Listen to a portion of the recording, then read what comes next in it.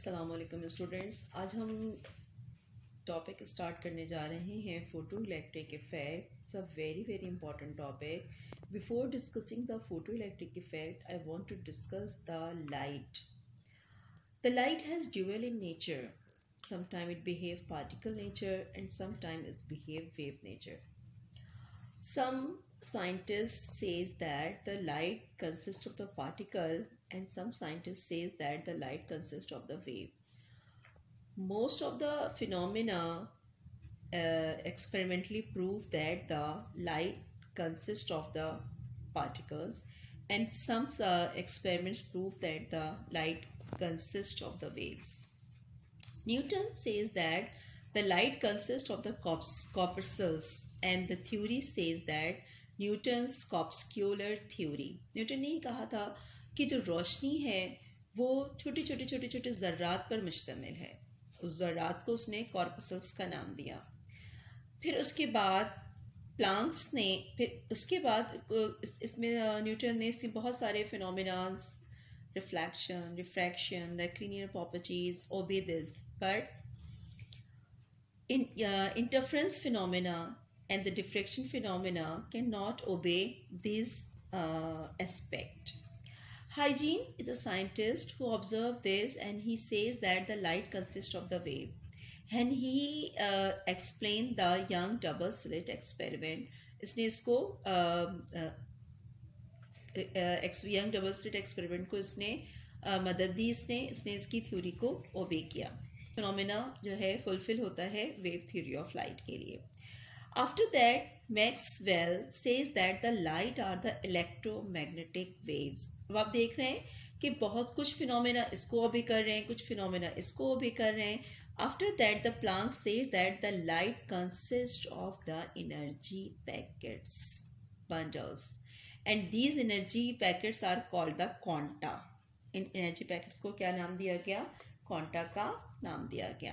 And Einstein says that the Einstein's equation is that the energy of the wave is the h nu, where h is the Planck's constant and nu is the frequency. Photoelectric effect and Compton's effect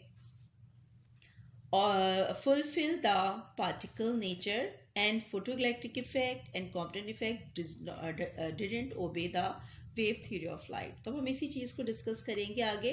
असल में आपको ये बताना ये था कि light के लिए हम बहुत सारी चीज़ें इस्तेमाल करते हैं, कॉर्पसल्स इस्तेमाल करते हैं, वेव्स इस्तेमाल करते हैं, हम इसके लिए बंडल्स ऑफ एनर्जी इस्तेमाल करते हैं और एक बहुत इम्पॉर्टेंट वर्ड इस्तेमाल करते हैं, फोटोन। अब हम आपको फोटोन के बारे में डिस्कशन देंगे। Planck proposed that all electromagnetic radiation was in the form of discrete bundle of electromagnetic energy called photon. Planck ने ये कहा था कि जितने भी इलेक्ट्रोमैग्नेटिक रेडिएशंस हैं वो छोटे छोटे बंडल्स की शक्ल में होते हैं और ये बंडल्स जो हैं वो क्या कहलाते हैं? फोटोन कहलाते हैं।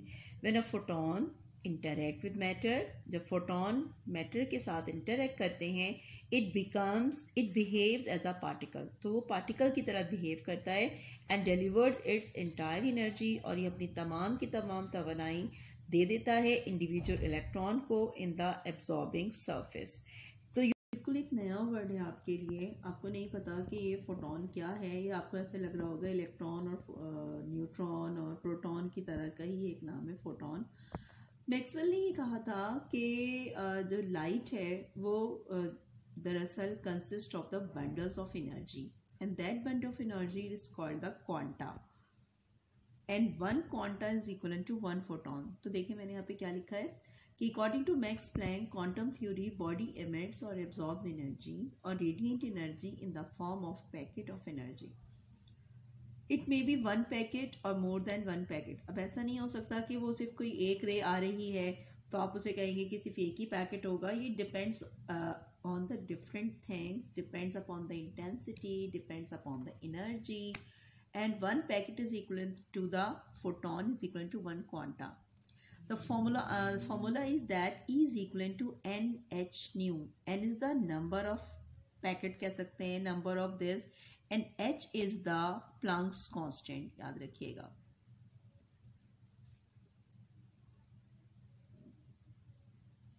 और न्यू को हम फ्रीक्वेंसी कहते हैं, एफ कहते हैं, इसको इस तरह से भी लिख सकते हैं।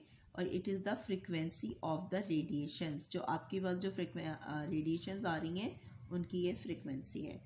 अच्छा, फोटोन दरअसल क्या है, बड़ी इंपॉर्टेंट चीज़ है, ये फिल इन द ब्लैंक्स में भी आती है। Photon has no charge, photon का कोई चार्ज नहीं होता। So that they are not affected by electric और मैग्नेटिक फील्ड। यही वजह है कि इलेक्ट्रिक और मैग्नेटिक फील्ड में इनके ऊपर किसी किस्म का कोई असर नहीं आता। आप देखते हैं कि जो दरअसल रेडिएशंस होती हैं ना, वो लाइट की जिनकी हम बात करते हैं, हम हमेशा इस तरीके से शो कर रहे होते हैं। तो रोशनी जो है कहीं पे भी चली जाती है, इलेक्ट्रिक फील्ड में भी चली जाती है, मैग्नेटिक फील्ड में भी चली जाती है, आसानी से ये क्या हो जाती है, पास हो जाती है। अब हमें फोटोन के बारे में बताना है कि फोटोन का मास क्या होता है। तो आइंस्टाइन थ्योरी आपको पता है E mc² के बराबर होता है, और प्लांक्स ने जो कहा था Ehν के बराबर होता है। जब हम इन दोनों इक्वेशंस को कंपेयर करते हैं तो हमारे पास आ जाता है mc² is equal to hν, और जब हम खाली मास निकालेंगे इसका तो mass is equal to hν over c²। c is the velocity of light. और नॉर्मली हम जब स्पेशल थ्योरी ऑफ रिलेटिविटी कर रहे थे तो m किसी भी बॉडी का मास जो होता है वो बराबर होता है रेस्ट मास को हम डिवाइड करते हैं लॉरेंस फैक्टर से, तो हमारे पास ये आ जाता है। Photon is basically the lightest particle, just like electron. जैसे इलेक्ट्रॉन भी बहुत हल्का होता है, तो फोटोन भी जो होता है वो बहुत ही ज़्यादा लाइटेस्ट पार्टिकल होता है। It travels with the speed of light, और स्पीड ऑफ लाइट से जो भी चीज़ ट्रैवल करेगी उसका जो मास होगा वो बहुत ही कम होगा। हम ये कह सकते हैं कि the rest mass of photon is zero. तो फोटोन का जो रेस्ट मास होता है वो ज़ीरो होता है। Moving mass should be different with respect to the rest mass. Momentum of photon, how can we find out that? You know about that the momentum is the product of mass and velocity.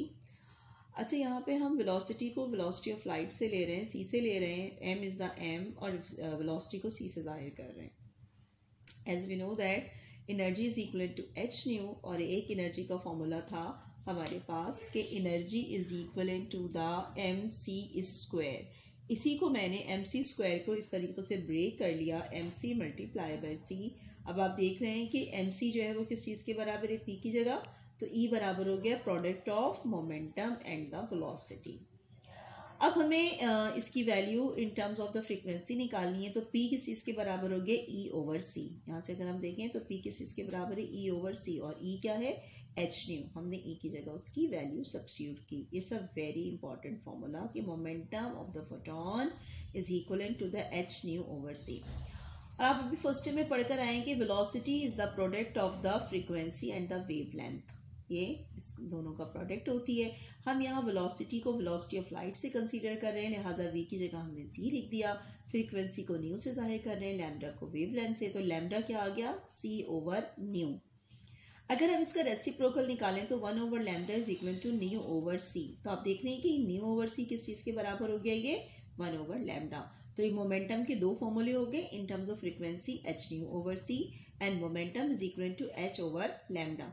अब हम जब मुख्तलिफ बातें करेंगे, मुख्तलिफ चीज़ें आपको बताएं, तो ये कहें कि momentum is directly proportional to the energy, यानी कि अगर किसी ऑब्जेक्ट की एनर्जी ज़्यादा होगी तो उसका मोमेंटम भी ज़्यादा होगा। हम यहाँ कहते हैं कि एनर्जी ज़्यादा होगी तो मोमेंटम भी ज़्यादा होगा, ये एक दूसरे के डायरेक्टली प्रोपोर्शनल है।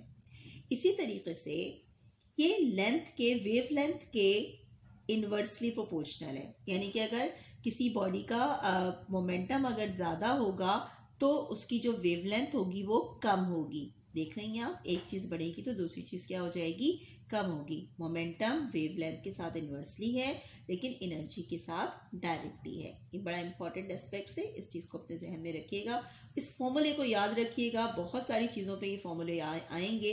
मोमेंटम के दो फॉर्मूले हैं, एक इन टर्म्स ऑफ एनर्जी या आप कह सकती हैं फ्रीक्वेंसी, और एक इन terms of the wavelength. Photo electric effect statement is that photoelectric effect is the phenomena in which certain matter emits electrons when exposed to high frequency light। बहुत simple सी बात है कि ये एक ऐसा फिनोमेना है जब एक ख़ास किस्म का मेटल जो है, जब किसी मेटल के ऊपर हाई फ्रिक्वेंसी लाइट जो है वो डाली जाती है तो उसमें से इलेक्ट्रॉन्स निकलना शुरू हो जाते हैं। ये कोई इतना मतलब बहुत ही सिंपल सा कोई प्रोसेस नहीं है कि कहीं कोई मेटल रखा हुआ है और उसमें से आपने लाइट डाली और जो है वो ये इलेक्ट्रॉन्स निकलना शुरू हो गए, ऐसा नहीं है। We have different types of condition, आपके पास मुख्तलिफ किस्म की कंडीशंस होती हैं। अच्छा, इलेक्ट्रॉन निकलते कैसे हैं, क्या है, कोई भी एक मेटल पड़ा हुआ है, अब आप देख रही हैं कि they are the free electron. सबसे पहले तो आप ये देखें कि जो इलेक्ट्रॉन्स निकल रहे हैं वो कौन से इलेक्ट्रॉन्स होते हैं, फ्री इलेक्ट्रॉन। और आपको पता है कि जो फ्री इलेक्ट्रॉन्स होते हैं वो बिल्कुल एक इस तरह का एक मेटल है, कोई भी आपका ये न्यूक्लियस है, इसके जो इनर शेल्स हैं और आउटर शेल्स हैं, आउटर शेल्स में भी डिफरेंट इलेक्ट्रॉन्स पाए जाते हैं। अब ये जो लास्ट शेल में जो इलेक्ट्रॉन होता है वो होता है फ्री इलेक्ट्रॉन। ये फ्री इलेक्ट्रॉन वो इलेक्ट्रॉन होता है जो कि किसी के साथ भी रिएक्ट कर जाता है, कहीं पे भी रिएक्ट कर जाता है। तो कहा यह जाता है कि जो सरफेस पे जो इलेक्ट्रॉन्स होते हैं they are the free electron. अब आप देखिए कि जब इसमें से इलेक्ट्रॉन्स निकल जाते हैं तो इसके ऊपर जो सरफेस है, अब इसमें से इलेक्ट्रॉन की कमी हो गई तो इस सरफेस पे पॉजिटिव चार्ज आ गया, इलेक्ट्रॉन्स की कमी हो गई सरफेस के ऊपर। अब बात यह है कि ये इलेक्ट्रॉन्स निकल के जाते कहाँ हैं, इनको मतलब ऐसी तो नहीं निकल जाएंगे, जब इनको खास किस्म की एनर्जी मिलती है। और ये एनर्जी कैसे मिलती है, ये यहाँ से एच न्यू की शक्ल में मिलती है। हम कह रहे हैं हाई फ्रीक्वेंसी लफ्ज इस्तेमाल कीजिएगा, और energy is directly proportional to the frequency. Energy ये ई है, एनर्जी यानी कि अगर एक ऐसी लाइट वेव, एक ऐसे फोटॉन्स कि अगर यहाँ पे हम मैं जो इससे शो किया, ये लाइट को शो करेंगे हम हमेशा। अगर यहाँ पे जितनी भी हाई फ्रिक्वेंसी डलेगी तो उसी हिसाब से नंबर ऑफ इलेक्ट्रॉन्स भी निकलेंगे। अगर लेकिन हर फ्रीक्वेंसी पर ऐसा नहीं होगा, तो that special frequency is called the threshold frequency. क्या कहलाती है ये? Threshold frequency is a frequency by which electrons can eject from the surface।